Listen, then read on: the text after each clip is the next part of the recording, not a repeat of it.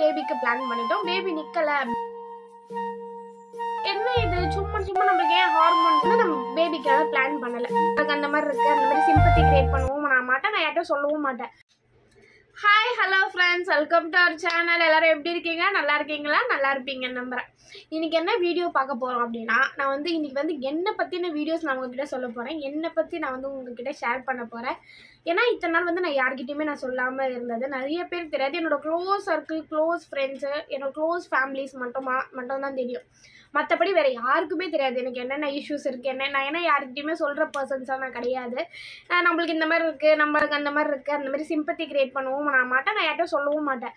But இப்போ வந்து உங்ககிட்ட எல்லார்கிட்ட சொல்லலாம் அப்படி. ஏன்னா இவங்கெல்லாம் வந்து நம்மளை பார்த்து சிரிப்பாங்க பின்னாடி. ஓகேவா, இவளுக்கு இப்படியா, இதனால தான் இவளுக்கு இப்படி, இதனால தான் இவளுக்கு குழந்தை பிறக்கல, இதனால தான் இவள் இப்படி இருக்கா, இதுக்கு இதுன்னு அவங்களாவே நினச்சிக்குவாங்க. ஸோ எனக்கு அதெல்லாம் வேண்டாம். அது வந்து என் காது பட பேசுவாங்க, நம்மளுக்கு தேவையில்லாமல் கோவம் வரும்.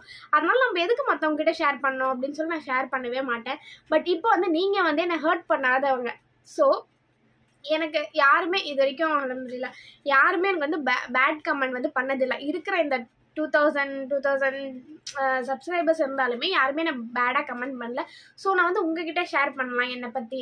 ஏன்னா உங்களுக்கு தெரிஞ்ச ஏதாவது ஒன்று சொல்லுவீங்கல்ல, எனக்காக என்ன பண்ணலாம் என்ன பண்ணக்கூடாது அப்படின்னு நீங்கள் சொல்லுவீங்கல்ல, அதுக்காக மட்டுமே நான் உங்ககிட்ட ஷேர் பண்ணலாம் அப்படின்னு சொல்லி முடிவு பண்ணியிருக்கேன்.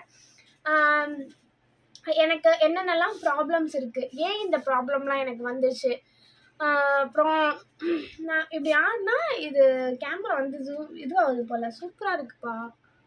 வாவ், நான் இன்னைக்கு தான் அதை கெஸ் பண்ணுறேன். லிப்ஸ்டிக் இல்லை, ஸோ லிப்ஸ்டிக் வச்சுக்கிட்டே பேசலாம். சரி, ஓகே.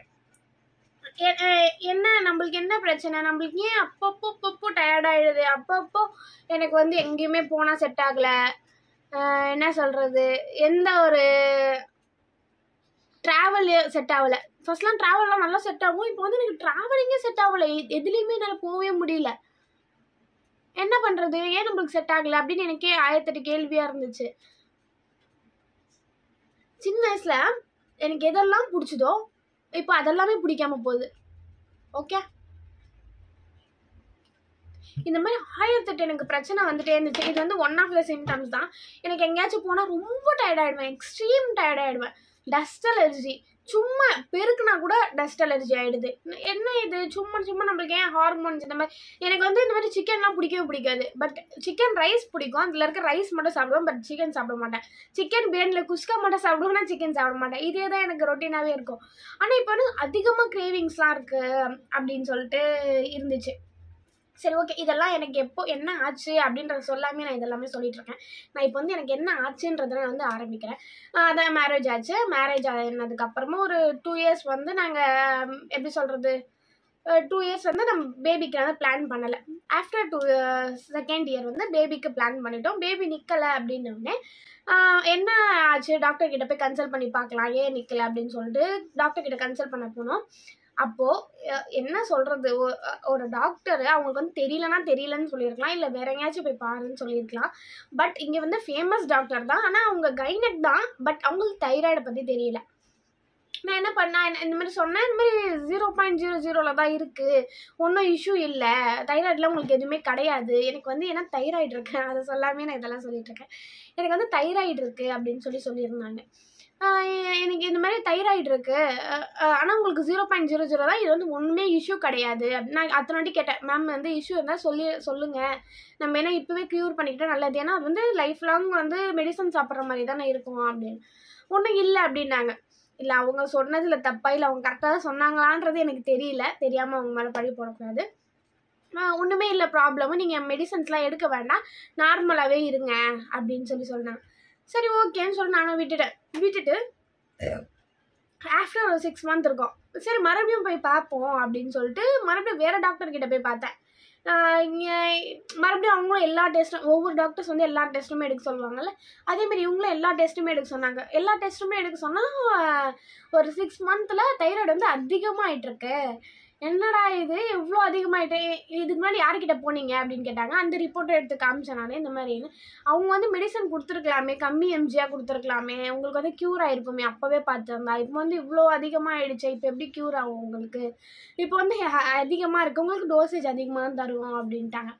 என்னடா இது ஒன்றுமே புரியலையே அப்படின்னு சொல்லிட்டு சரி ஓகேன்னு சொல்லிட்டு அங்கே ரெகுலராக ஒரு 6 மந்த் 1 இயருக்கு வரைக்கும் நான் போயிட்டு வந்து காசாக செலவாகுது. ஒரு 30,000 40,000 20,000 ஒவ்வொரு ஸ்கேனுக்கு இந்த மாதிரி ஆகிட்டு போகுது. ஒரு 10,000 இல்லாமல் ஒரு வாட்டி போயிட்டு ஹாஸ்பிட்டலுக்கு போயிட்டு வர முடியாது, அந்த மாதிரி ஆயிடுச்சு.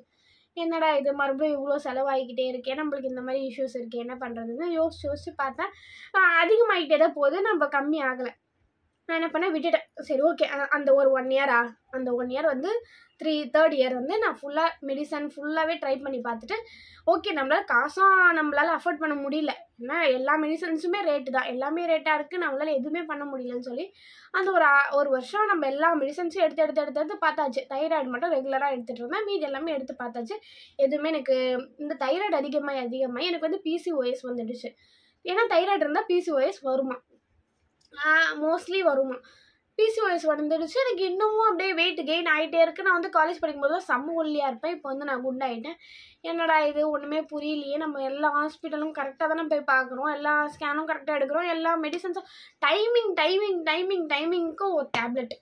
ஐயோ தலை சுற்றுது எனக்கு நினச்சாலே. அவ்வளோ டேப்லெட்ஸ். 9 o'clock மார்னிங், 6 o'clock வந்து தைராய்டு டேப்லெட் போடணும், டைமிங் அலாரம் வச்சுட்டு 6 o'clock தைராய்டு மாத்திரை, அதுக்கப்புறம் 8 o'clock அயன் டேப்லெட், அதுக்கப்புறம் சாப்பிட்டதுக்கப்புறம் ஒரு டேப்லெட், அதுக்கப்புறம் ஈவினிங் ஒரு டேப்லெட், ஆஃப்டர்நூன் ஒரு டேப்லெட், ஈவினிங் நைட்டு ஒரு டேப்லெட், அப்புறம் நைட் 9 o'clock ஒரு டேப்லெட். ஏன்னா பீரியட் சைக்கிள்லாம் ஒழுங்காக இருக்கணும் அப்படின்றதுக்காக அந்த டேப்லெட் வேறு 21 டேஸ்க்கு ஒரு டேப்லெட்டு, டெய்லி இந்த டேப்லெட்டு, இந்த டேப்லெட் போட்டு நம்ம உடம்பு என்னாச்சு இன்னும் ஒரு மாதிரி ஆயிடுச்சு. இப்படி தான் அப்படியே பார்த்துக்கிட்டே இருப்பேன். ஒன்றுமே நம்மளால் ஆல்ரெடி பிசிஓஎஸ் தைராய்டு இருந்தால் ஒரு வேலையும் செய்ய முடியாது, அதில் இவ்வளோ டேப்லெட்ஸ் போட்டால் என்ன ஆகும், ஒன்றுமே முடியல. சரி அப்பா இதுக்கப்புறம் நம்மளால் வந்து டேப்லெட்ஸ் போடவே முடியாது இப்போதைக்கு, ஏன்னா நம்ம ஹெல்த் இஷ்யூஸ் அதிகமாக, ஹீட் ஓவராகி ஸ்டொமக் பெயின் பயங்கரமாக இருக்கும், பீரியட்ஸ் பெயின் பயங்கரமாக இருக்கும், எதுக்கு எடுத்தாலும் பெயின் டேப்லெட்னே போயிடுச்சு. இதுக்கப்புறம் வேண்டாம், நம்ம வந்து கொஞ்ச நாள் வந்து டேப்லெட்லாம் நிறுத்தி வச்சுட்டு நம்ம வந்து நல்லா ஹெல்த்தி ஃபுட்ஸாக சாப்பிட்லாம் அப்படின்னு சொல்லிட்டு நான் முடிவு பண்ணேன். ஓகே அப்படின்னு சொல்லிட்டு நெக்ஸ்ட் இயர் நான் பண்ணேன். போய் ஸ்கேன் அதே மாதிரி இயர் ஸ்டார்டிங்கில் வந்து மறுபடியும் எல்லா ஸ்கேனும் பண்ணி பார்ப்பாங்களா, அந்த மாதிரி ஸ்கேன் மட்டும் பண்ணி வச்சுக்கிறேன்.